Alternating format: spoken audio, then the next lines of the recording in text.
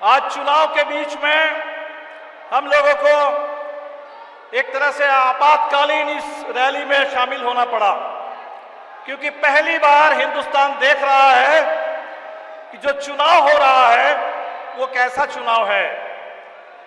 केंद्र की सत्ता में काबिज जो शासक दल है वो चुनाव नहीं लड़ रहा है, वो इस देश में लोकतंत्र के खिलाफ, संविधान के खिलाफ, इस देश के पूरे विपक्ष के खिलाफ जंग लड़ रहा है।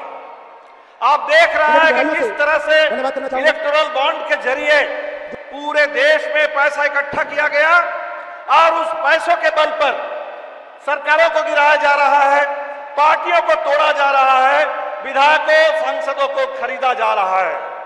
जिनको खरीद नहीं सकते, जिनको झुका नहीं सकते, उनको जेल में भेजा जा रहा है।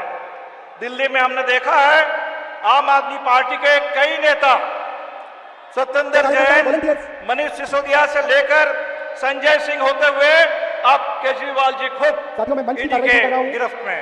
हमने देखा हमारे झारखंड में हेमंत सोरेन जी इस समय जेल में, बिहार में हमारी पार्टी के जुझारू नौजवान दलित विधायक कॉमरेड मनोज मंजिल और उनके साथ 22 और साथी फर्जी मुकदमों में फंसा करके उनको जेल में डाला गया, उनकी विधानसभा की सदस्यता छीन ली गई। तो पूरे देश में ये चुनाव नहीं, लोकतंत्र के खिलाफ जंग का ऐलान किया गया और हम लोगों को इस जंग में लोकतंत्र को बचाने के लिए, इस देश के संविधान को बचाने के लिए अब निर्णायक लड़ाई लड़नी है, इस लड़ाई को जीतना है। साथियों, ज्यादा बोलने की जरूरत नहीं है। हमें याद है कि हिंदुस्तान में जिस समय संविधान लिखा जा रहा था, संविधान सभा में बहस हो रही थी कि भारत को कैसा शासन चाहिए। कुछ लोग थे जो कहते थे कि अमेरिका के तर्ज पर भारत को भी राष्ट्रपति शासन चाहिए, राष्ट्रपति शासित प्रणाली चाहिए। बाबा साहब अंबेडकर थे जिन्होंने कहा कि नहीं, हिंदुस्तान को संसदीय लोकतंत्र चाहिए, क्योंकि संसदीय लोकतंत्र में सत्ता के ऊपर जनता की कम से कम थोड़ा नियंत्रण रहता है, जनता की थोड़ी निगरानी रहती है।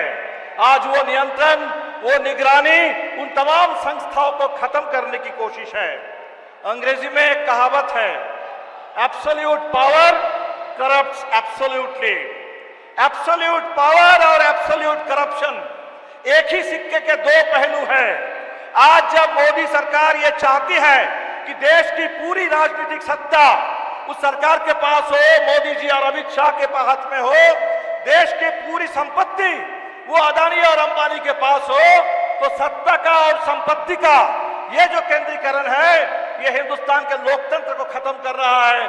और इसीलिए वो डिमोनेटाइजेशन से लेकर के इलेक्टोरल बॉन्ड तक चरम भ्रष्टाचार, हिंदुस्तान में अब तक जितना भ्रष्टाचार हम लोगों ने देखा है, अब तक सबसे भ्रष्ट सरकार मोदी सरकार है। भारतीय जनता पार्टी हिंदुस्तान की अब तक की सबसे भ्रष्ट पार्टी है। और इसीलिए इस बार की निर्णायक लड़ाई भ्रष्टाचार के खिलाफ, तानाशाही के खिलाफ, फांसीवाद के खिलाफ, मनुवाद के खिलाफ, इस देश में संविधान को खत्म करके मनुस्मृति को थोपने की साजिश के खिलाफ देश की निर्णायक लड़ाई है। ये मार्च का महीना है, भगत सिंह की शहादत का महीना है, अप्रैल के महीने में चुनाव चलेगा, बाबा साहब अंबेडकर की जयंती का, फूले के जयंती का समय है।